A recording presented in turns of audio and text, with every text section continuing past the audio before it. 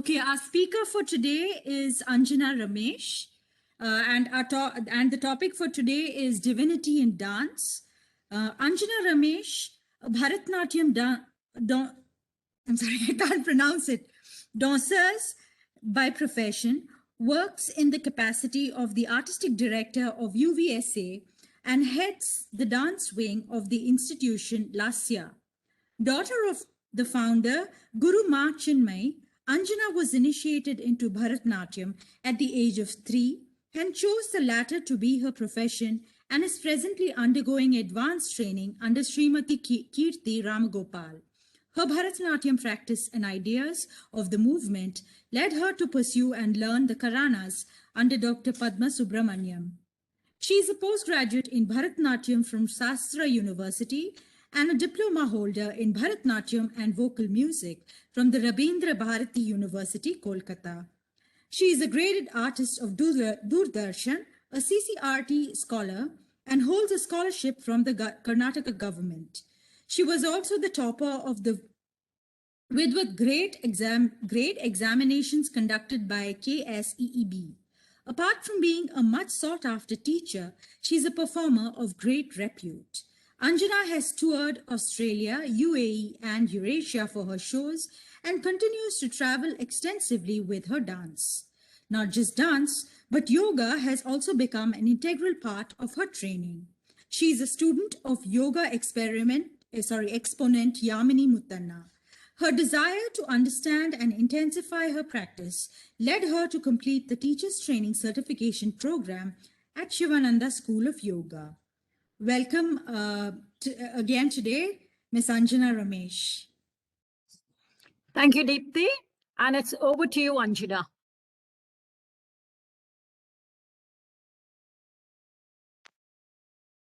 Om Shri Guru Bhyo Namaha. Am I audible? Is this fine? All right. Clear, dear. Thank you so much.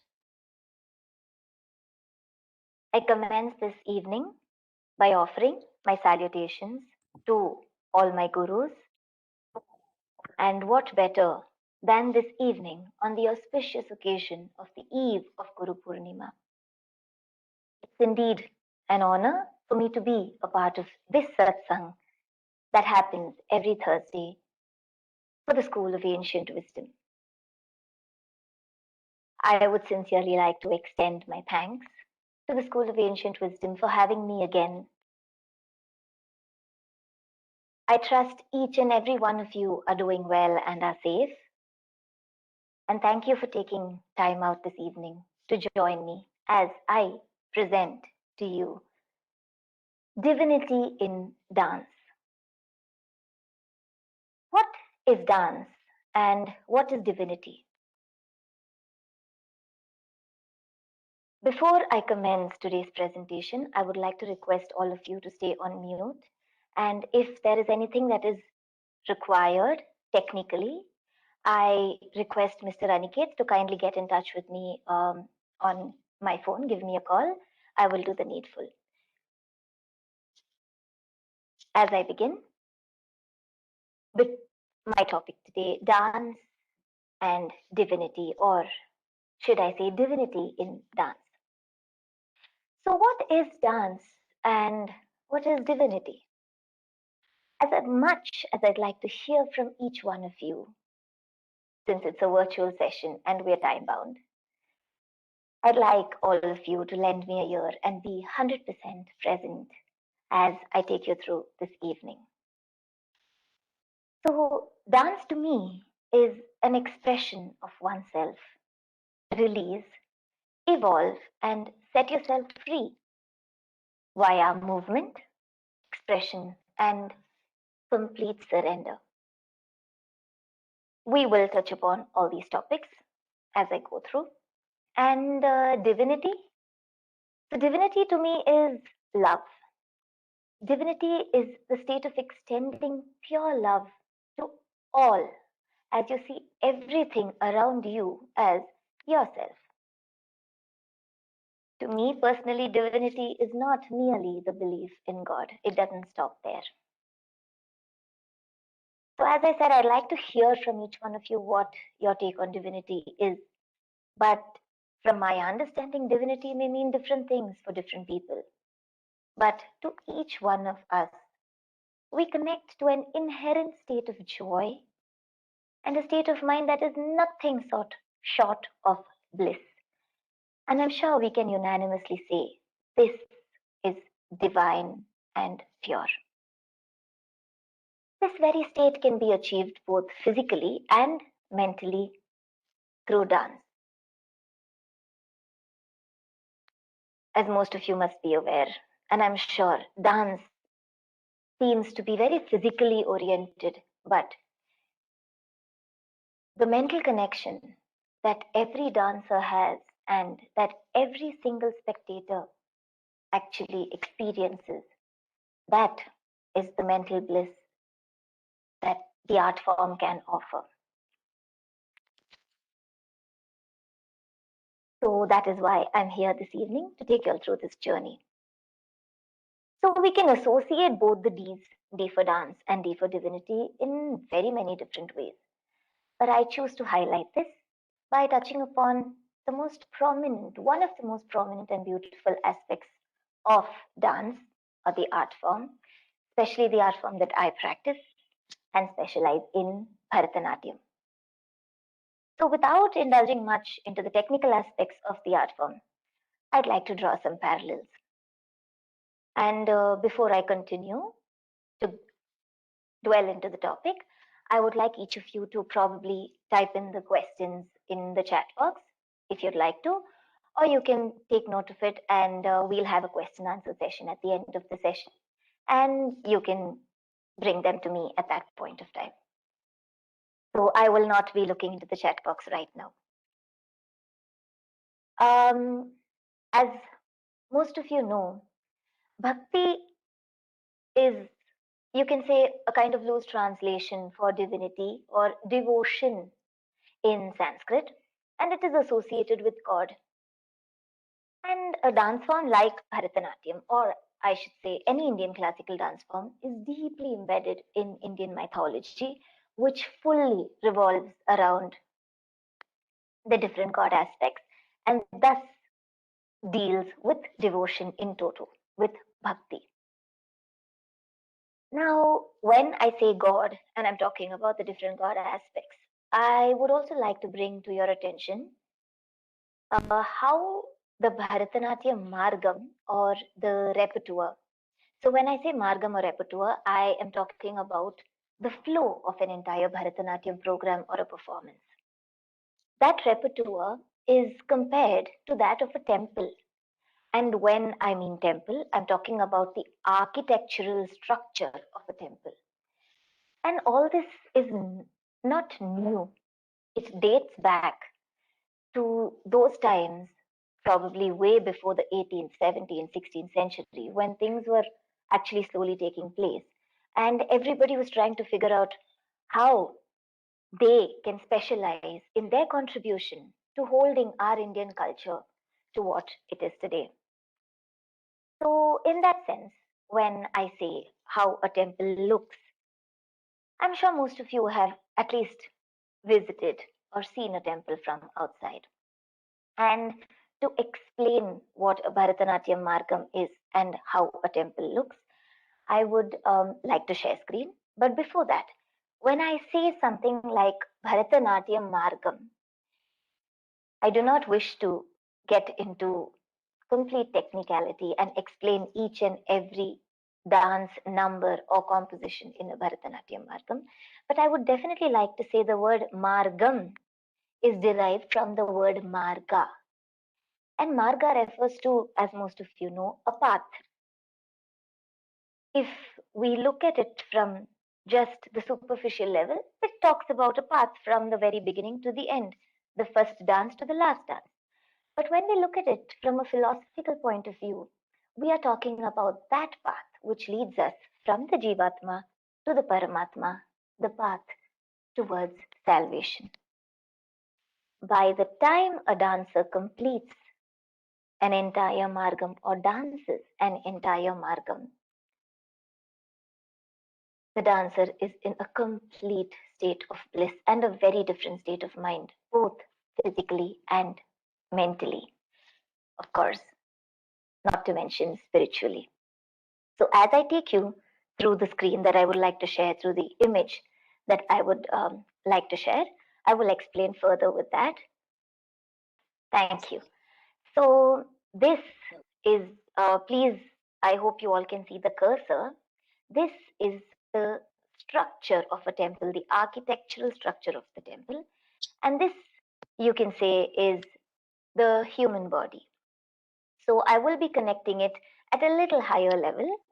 So if few of my students are there, the little ones, they may not be able to connect with it instantly.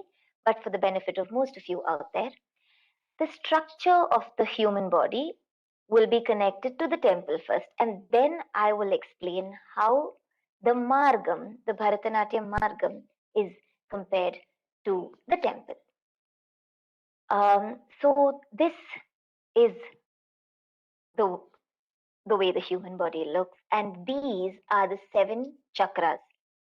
So the 7 chakras, what are chakras? They are the energy centers, and through these energy centers, through different practices, we attain a state of pure bliss. Not getting into that too much, I would like to say that this is the Gopuram. The Gopuram is the entrance of a temple, and that is compared to the feet of man. And when I say man here, I am talking about man in a complete yogic state.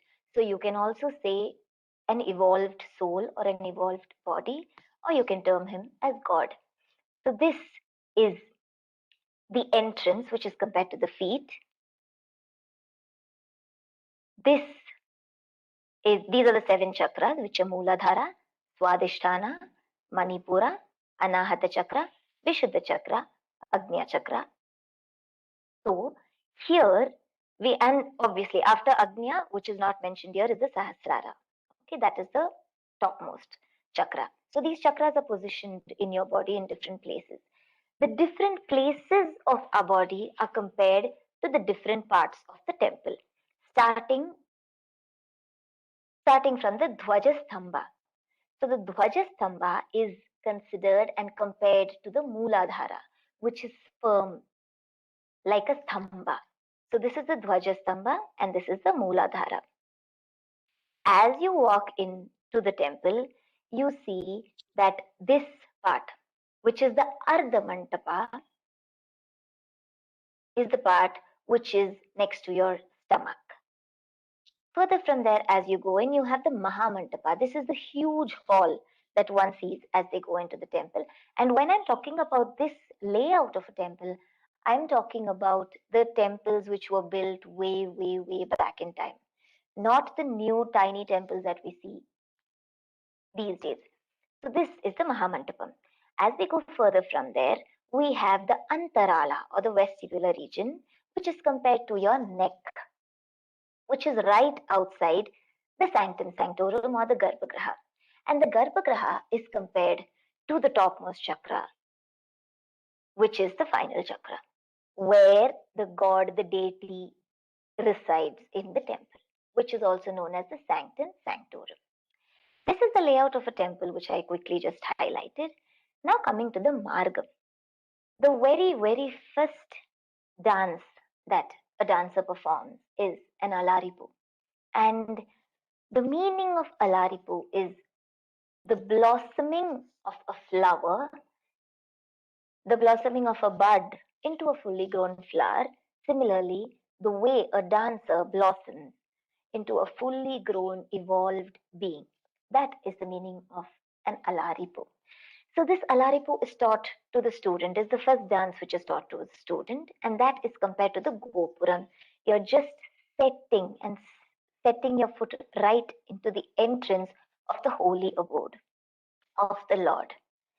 As you go further, you have the Jatiswaram, which is compared to your Ardha Mantapa, that is your gateway. As you go further in, you go to the Shabdam, where you slowly start evolving with respect to both the facial expressions, and the limb movements. Till here, from the Gopuram to the Ardha Mandapam, you've been doing only using your body for the physical movements.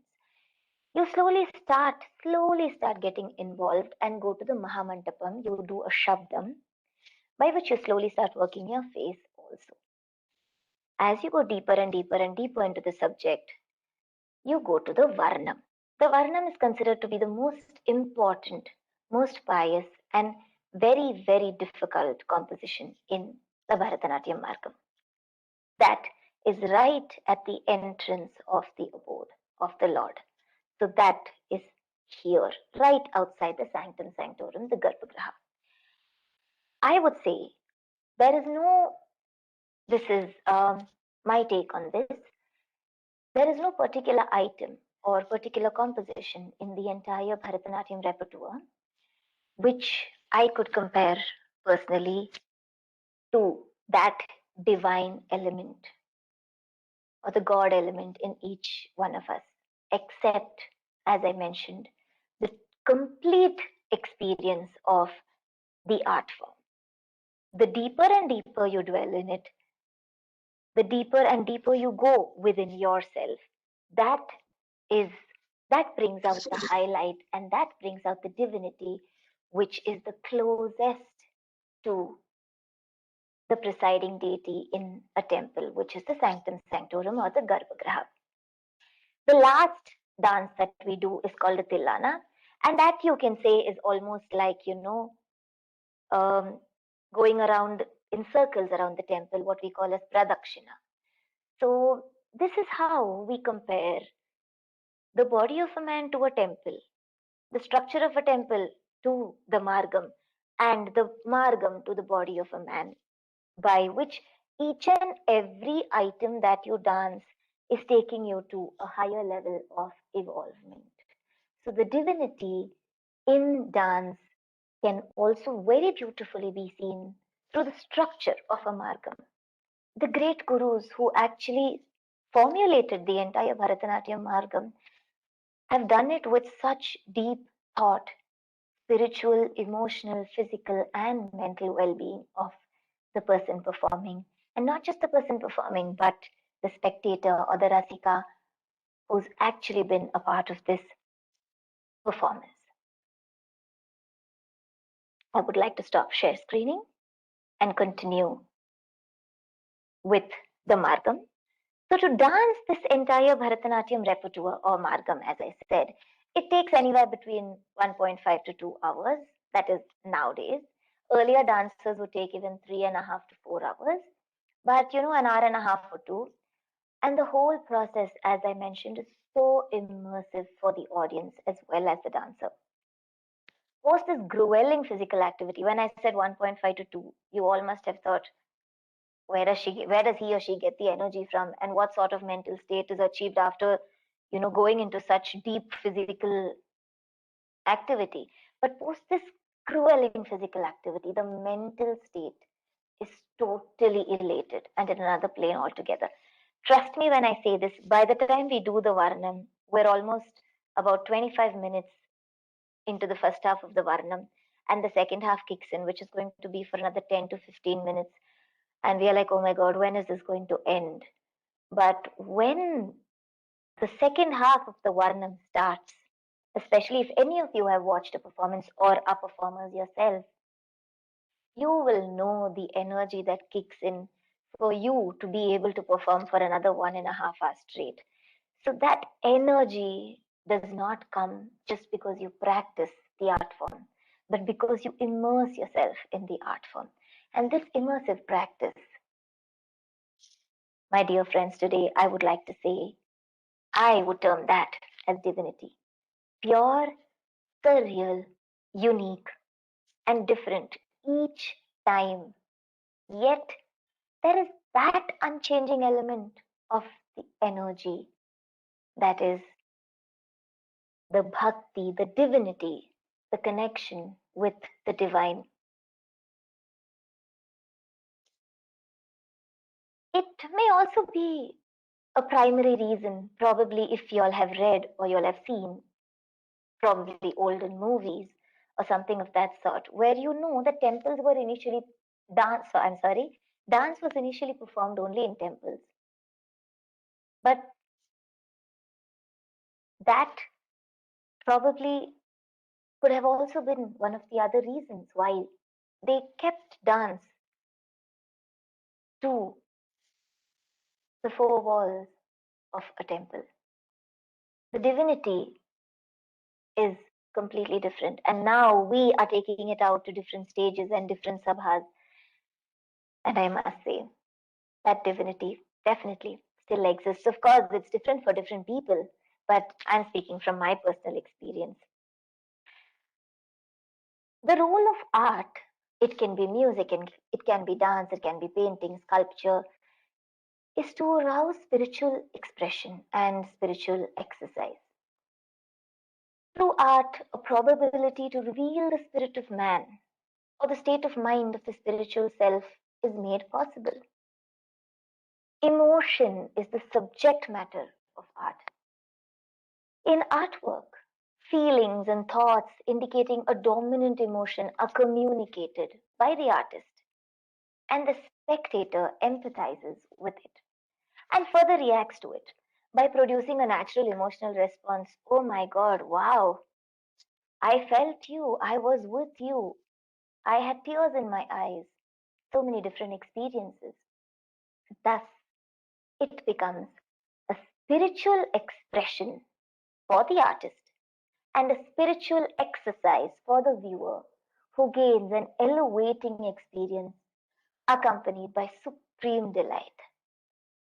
Now, I would like to share another image where I will be quoting a line from the Natya Shastra. What is the Natya Shastra? The Natya Shastra is one of the most ancient texts, or I would say the source of any art form that exists in the world today. So you have sculpture, you have music, you have dance. The source of everything is the Natya Shastra. So I would like to share a small quote.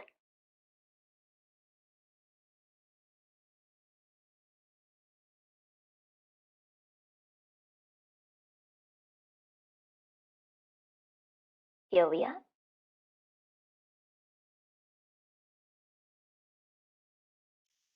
So according to the Natya Shastra, you can read along with me. Natya teaches good things to various types of minds. Uttama. So he says Uttama is the enlightened. By he says, I mean Bharata Muni. Bharata Muni is the author of the Natya Shastra. So he says Uttama, the enlightened, Madhyama, the educated, and Adhama, the illiterate. So the purpose of art here, please observe, the purpose of art is to educate the illiterate, to enlighten the educated, and to entertain the enlightened. The sole purpose of Natya or dance is clearly established by scripture, practice, and tradition as Bhakti Marga, a path of devotion. So Bharata Muni himself states that the art forms are available for everybody to watch, everybody to enjoy, everybody to relish, based on your state of divinity and your mental state.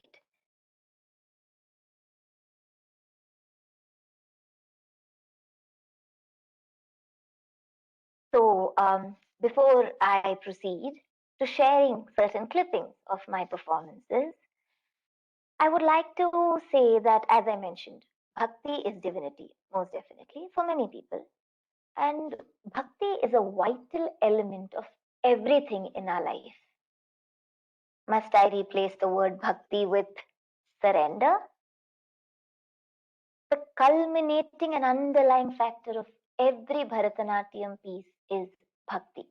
I will take you through 3 different clippings of mine where I show you bhakti in different aspects. So in one, we will see how this bhakti is through the form of a mother with her little one, the lover the Lord is his or her beloved. And then, of course, complete surrender of a bhakta, of a devotee. So when I say mother, this term in dance is called Vatsalya Bhakti. Vatsalya Bhakti. It's a form of bhakti. I will not be getting into the 9 types of bhakti, the different types of bhakti that are mentioned in the scriptures. But since I'm taking you through these videos, I'll just highlight what the videos are indicating. So with Vatsalya Bhakti, we are talking about somebody like Mother Yashoda. If all of you know Indian mythology, little Krishna is none other than the Paramatma, Mahavishnu himself. So little Krishna here is very troublesome, and his mother is Mother Yashoda. So she is requesting him and talking to him, dressing him up, doing a lot of things, playing with him. But the love that she has is under because it's a dance form, as I mentioned, every aspect of Bharatanatyam has a tinge or is underlying with a total essence of bhakti and devotion. So you will see that under the love of a mother, the love that a mother has for her child, you will see the element of bhakti when she realizes that this fellow is, after all, the Lord himself. I will not be showing you the entire dance, of course, but what I'd like for you all to observe is that even when even when the dancer acts as a mother, as we play different characters, even if we act as a mother, it's not like always like, what are you doing? Are you going to eat? When are you coming back? It does not stop there. That is very superficial. We have to layer the character with bhakti, and that comes only with a lot of practice, and more importantly, complete surrender to the character that the dancer is playing. So I would like to share a clipping. Yes, And yes, but no, yeah. you can hear also, right? Yes, now I can see and hear.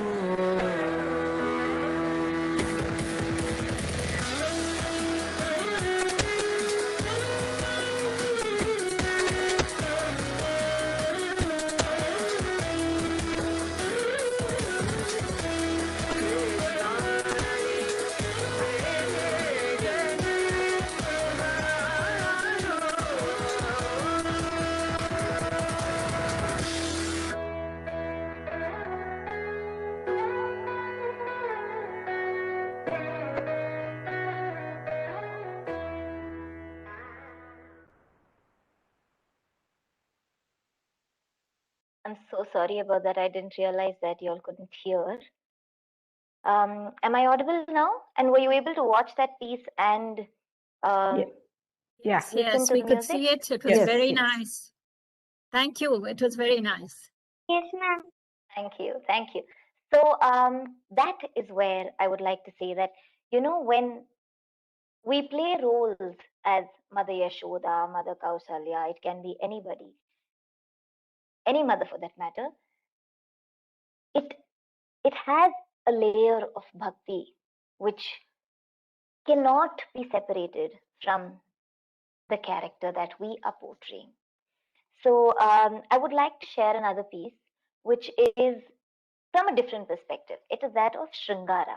So we call it Shringara Bhakti, which is of how a heroine, that is, here we say Naika in technical terms, or I should say the love lone um, lady, is yearning for, or is yearning to be with her beloved. So in dance, we have the connotation of understanding that all of us, every single dancer, is the Naika, which is the Jivatma, and the Nayaka, who we yearn to be with, is the Paramatma or the Lord. So we address and we talk about all our emotions to the Lord when we are showing Shringara Bhakti, and we are in total love and surrender to the Almighty. So, this aspect you will see from the perspective of a lover or a lovelorn Naika, if I have to speak of it in the dance terminology sense. So, I will quickly share another snipping, and this time I hope to make it right. Aniket, if you can't hear or see it for about another 3-4 seconds, please let me know.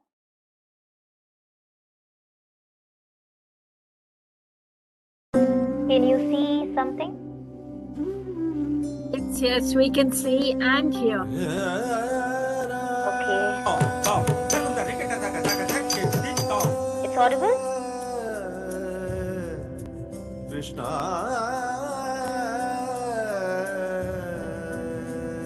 Okay.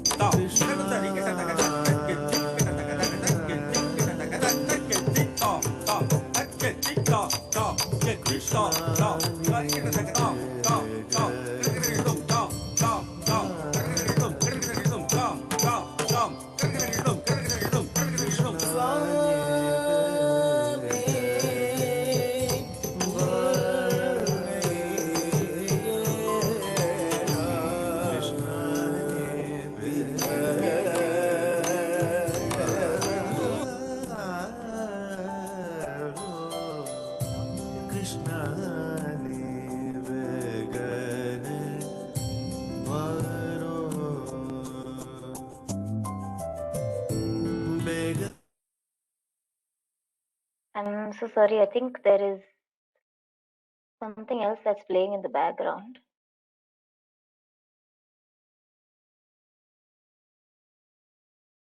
Just You go need, on. you need,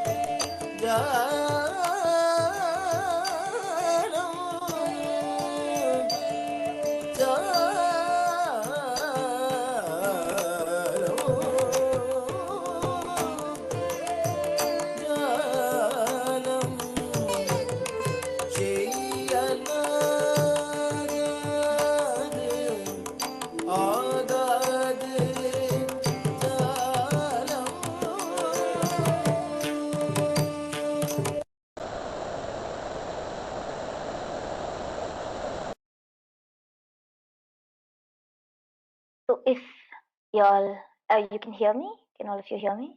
Yes, we Okay, can thanks. hear you. And that was a very Thanks. beautiful piece. Thank you. So if you observed very carefully, you can see the complete change in the understanding and the behavior of the character which was portrayed there. It was more like any one of us dressing up, walking with all our style. And we want something, we are seeking for something, but each time we try to reach for it, it's gone. So this was the gist that I wanted to probably bring when I'm talking about Shringara. Here, when I say we're seeking for something, it's more on the philosophical front. But when you look at it on the superficial, right where it looked like a woman who's waiting for her beloved. And here being the Naika waiting for her lord. So that is what we term as Shringara Bhakti. And the last one is, of course, Sharanagati Bhakti, where the devotee is in complete surrender to the Almighty. Before I proceed, I would like to know if we have any more time, else I will probably look to wind up. Can anybody give me a heads up on how much more time we have? Go on. You do have the time. You can go on for another 15, 20 minutes.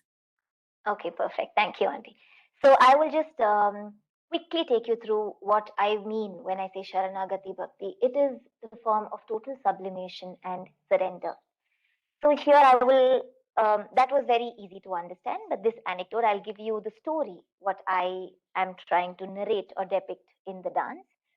It's about this saint who is who desperately wants to see Vithala. Okay, Panduranga Vithala, he wants to see him very, very badly, but he's of a lower caste. For all the little ones here who do not know of the caste system, there are different castes, and earlier in olden days, the lower castes, the untouchables, they were almost treated as untouchables and weren't allowed inside the temples. So this man belonged to that caste, but he was a huge devotee of Panduranga Vithala. So he sits outside the temple all day and prays and sings his songs and his bhajans. But finally, they say, you can't stay here, go away. One day, he still sits outside the temple, does not give up on that. One day, in his dream, when he is sleeping, it's not exactly a dream, when he is sleeping, Vithala himself comes in front of this person and says, of his bhakta, and says, what are you waiting for? I will hold your hand. I will take you. You come along with me. So this man who was considered to be an untouchable is being taken by the Lord himself. And this is primarily because of complete surrender and Sharanagati.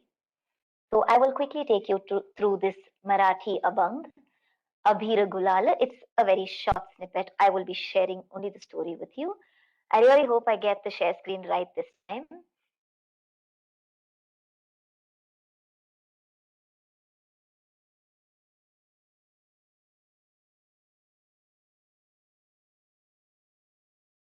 Can you see the screen? Yes, we can see the screen. And The music also.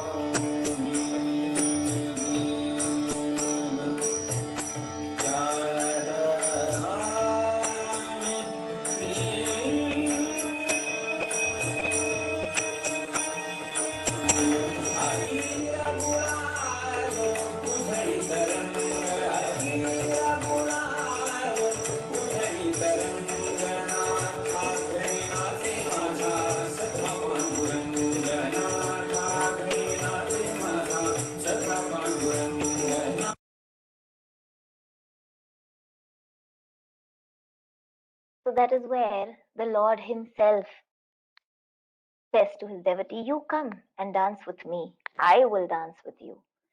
So this was a small episode of how complete Sharanagati can lead to self-evolvement or oneness with the Almighty. Again, a form of bhakti. So those were small clippings from my performances. I hope you can hear me now as I continue speaking. Yes, Okay. we can, Anjana. All right. Thank you so much. So, to many people, dance, to a lot of people, in fact, a lot of people do ask me also. So, dance is just physical, right? So, it helps you to stay physically fit, and so you get to travel, you get to perform, so it's great. But that is right to some extent. If you want to,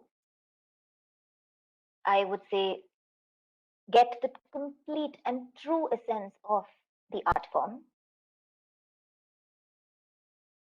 it can be as close to meditation. And meditation can be divinity to many people. For many people, divinity, meditation is a form of puja, is a form of divine connection, of bhakti, getting close to oneself. And that is exactly what the dance form helps each one of us to do. To say meditation is one-pointed concentration, one can definitely say the same about dance, concentrating on various factors, yet concentrating beyond those factors, that single point. So in dance, one trains for years and years, a type of sadhana, but one trains to forget. A sadhana to help nourish oneself with the physicality of the art form, the technicality of the art form. That once this is embodied, then the spirituality is found and one gets lost in the divinity of dance. This is when we hear comments like, I lost myself, I was transported to another world, it connected me to another level. My dear friends, dance has a lot more to offer.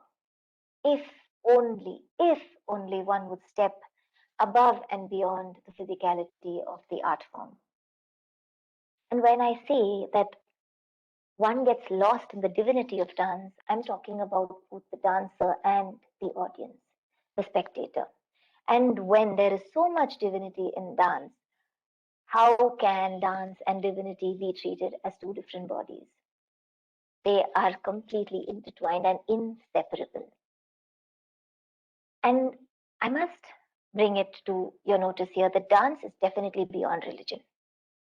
All Indian dance forms, yes, they definitely work on Indian mythology and all of that, but a lot of dances of late are also being performed on various different cultures, deities, social issues, and it's all about how you present the dance form. But if we say dance, if we say that, okay, Indian mythology is religion, okay, then I would say that divinity is beyond religion. And because dance and divinity are one and the same, dance is definitely beyond religion. Every composition that we perform, as I showed you a couple of clippings, every composition that we perform has a mythological character or a character which has some connect to God, with some God or with some God aspect or with some deity. So the very aspect of the dancer embodying the character in total and playing multiple characters at a single given time only goes to show how divine and pure our soul is and how our entire existence is only and only full of role play. You get to God and then go beyond. That is, you get to an idol and then go beyond. It's a very similar concept in dance. You can see the dance form with everything that is visible to the naked eye, but you can experience the dance form only if you go beyond. And I'd like to quote an example of a personal example, I would say, when I teach class. So to the older girls, I was teaching a particular child about how bhakti is so embedded in what you show when you are dancing. And I was asking her, how will you describe the beauty of um, the deity you're showing? And I think we were discussing about goddess Saraswati, if I'm not mistaken. And I would request all of you to focus on the way I am showing this, okay, with my face. So we are showing here, we are showing the beauty of a particular goddess referring to women, a lady, okay? So suppose I am saying, this is the hasta we use for beautiful in dance, in Bharatanatyam. So now I'm going to say, so beautiful, okay? So I'm going to say so beautiful in different ways. Apart from my tone, I will do this exercise without speaking, but this means beautiful, okay? So please relate to that and try to understand what I am trying to explain. I'm trying to explain how one particular action is embedded with divinity, and when it's done without divinity or bhakti, how it looks.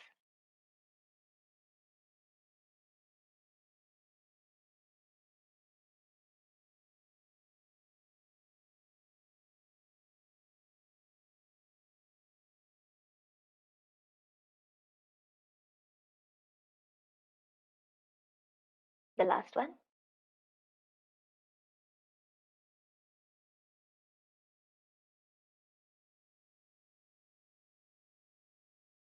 So of the 4 options, which one do you all think? I'll allow you to key it in the chat box.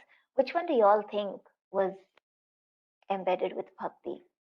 If you all observed the first, the second, the third, or the fourth. If you want me to do it again, you can tell me. I'll be more than glad to do it again.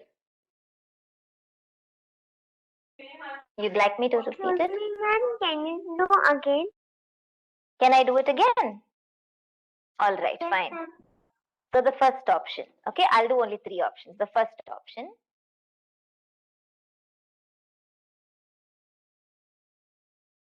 the second option,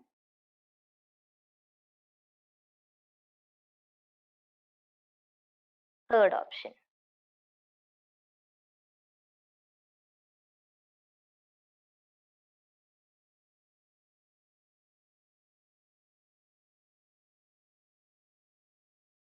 Okay.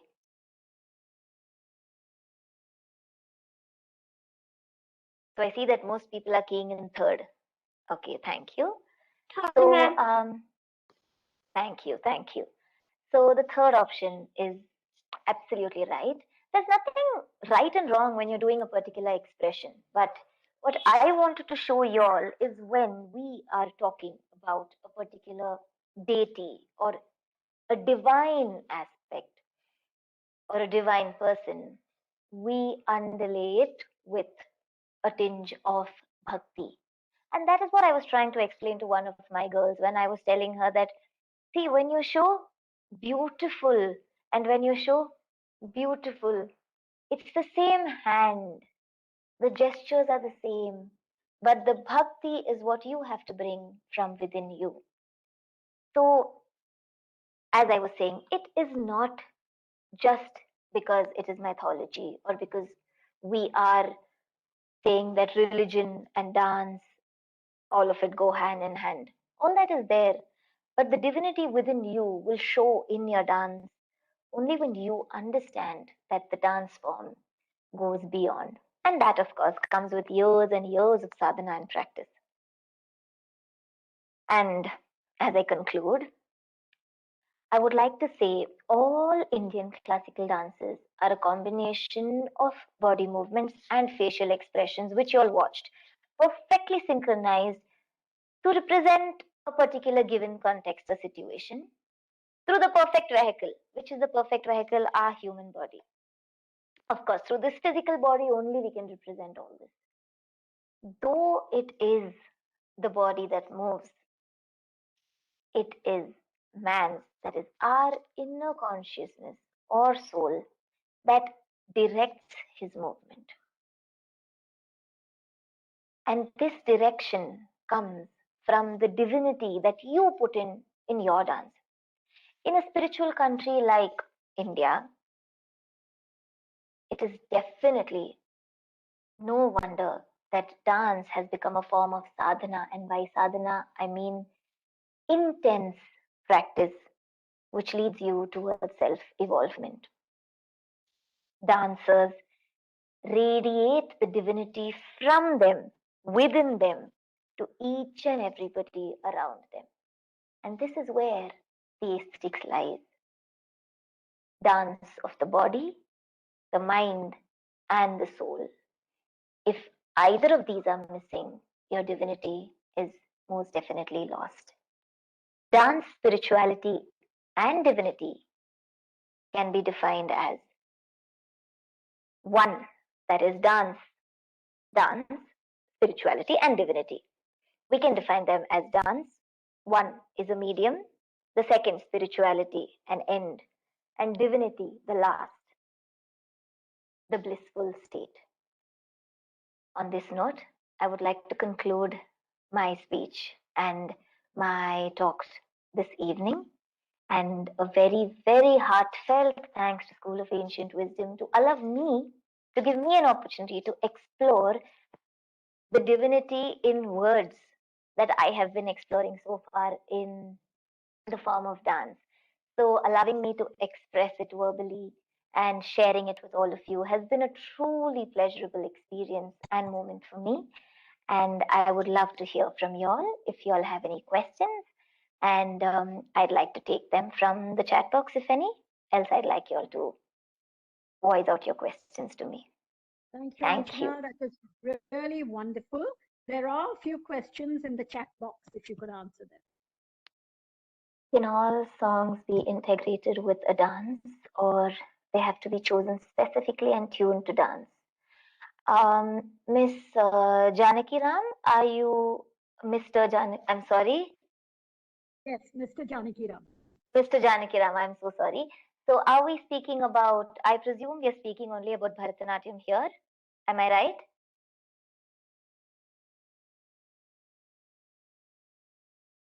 Would you like me to answer this question in the context? I'm speaking only in the context of what you presented. Oh, okay, thank you. So can all songs be integrated with a Bharatanatyam composition, or do they have to be chosen specifically and tuned to dance? Most definitely all songs can be chosen for Bharatanatyam, but as artists, as a performer, as a choreographer, as a teacher, from the little experience that I have, I would like to say every dancer connects to a particular song. As a performer, each of us connect to a particular song in a very different way, and it is only when that connect is there that we pick a song. As a teacher, we understand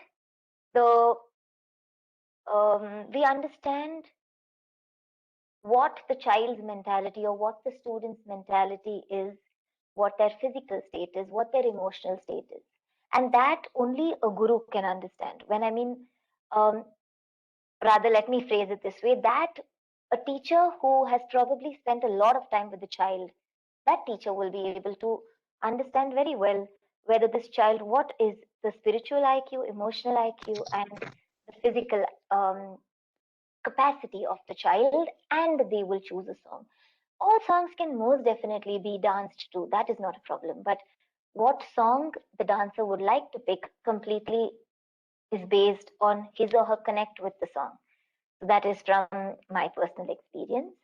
And to get to your next question, what is the minimum time duration required to do justice to the dance and dance troupe for a good performance? So there is no minimum time duration. But if I should say a decent, appropriate time duration would be a well-trained dancer who has understood the dance form and not just learnt it for the purpose of performing. So usually that would take anywhere between 5 to 10 years. And I would like to go to the third question. My question was basically that I understand the time duration to develop as a dancer, but many times in programs we call, no, come and perform introduction dance and go back and all. No? So it was unfair to the dancer. That's what I meant.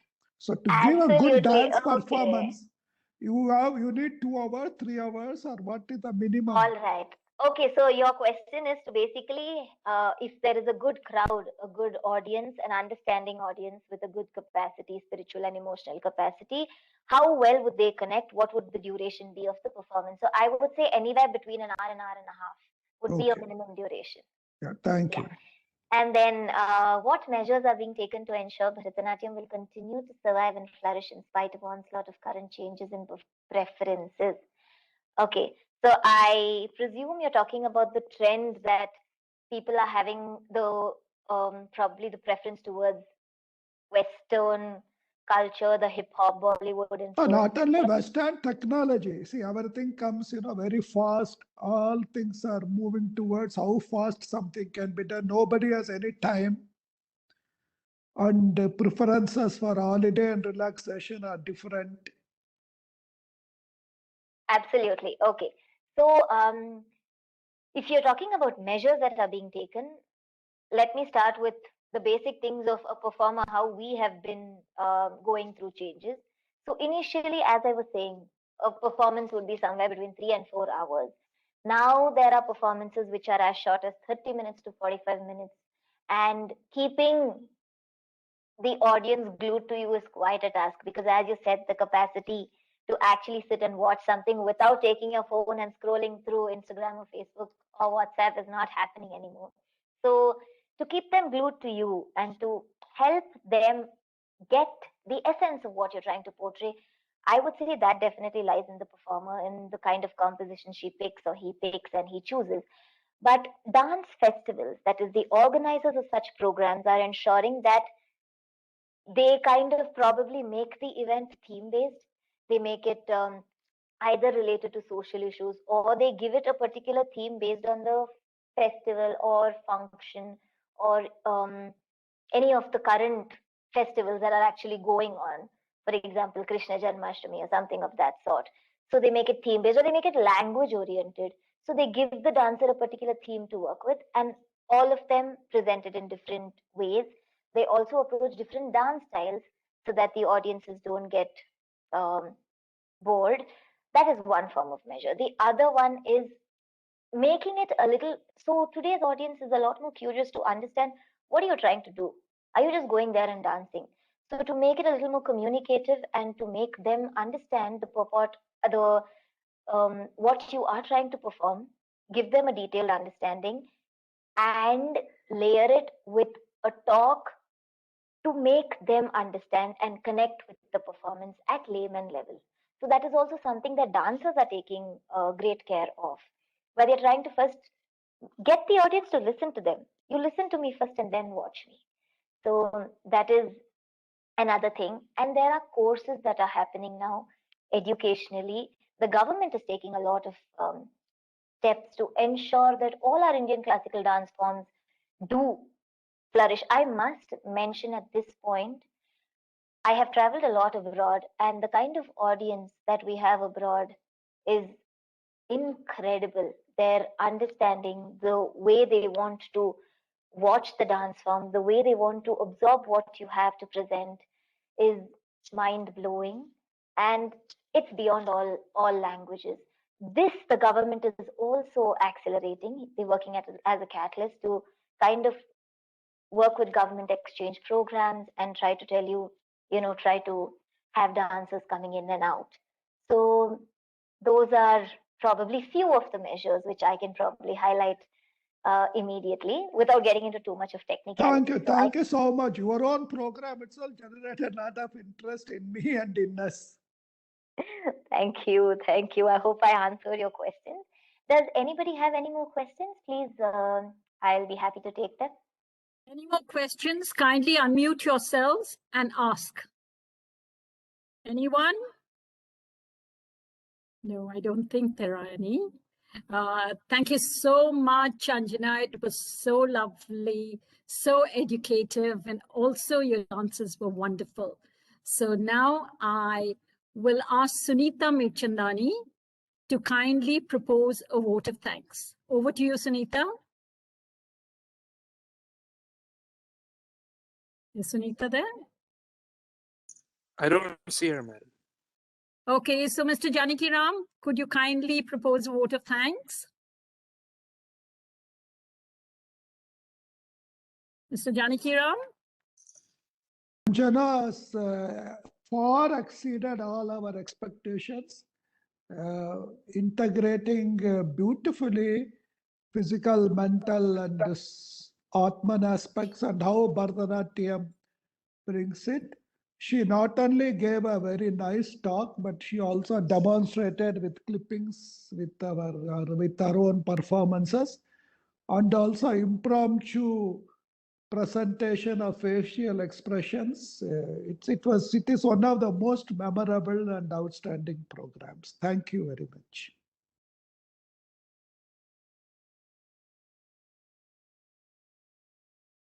Thank you very much for having me over.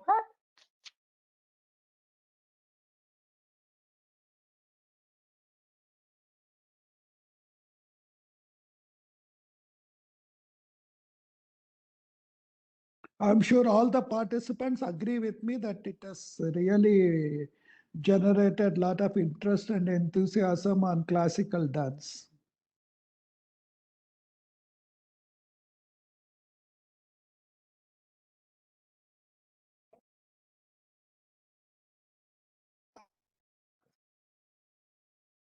Sajani?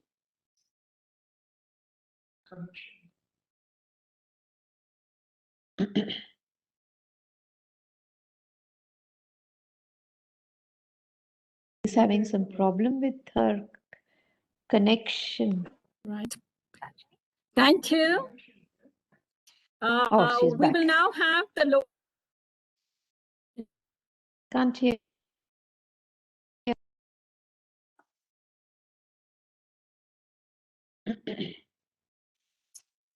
Sajani, we are not able to hear you at all. It's breaking. Sorry, I was on mute. Oh, I was on mute. Okay. Will you do the I'm sorry, Loka it's Samasta, mute. please, Ramesh?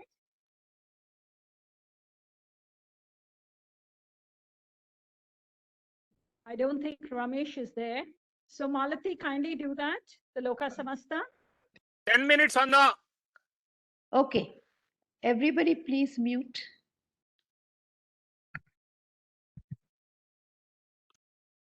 Okay.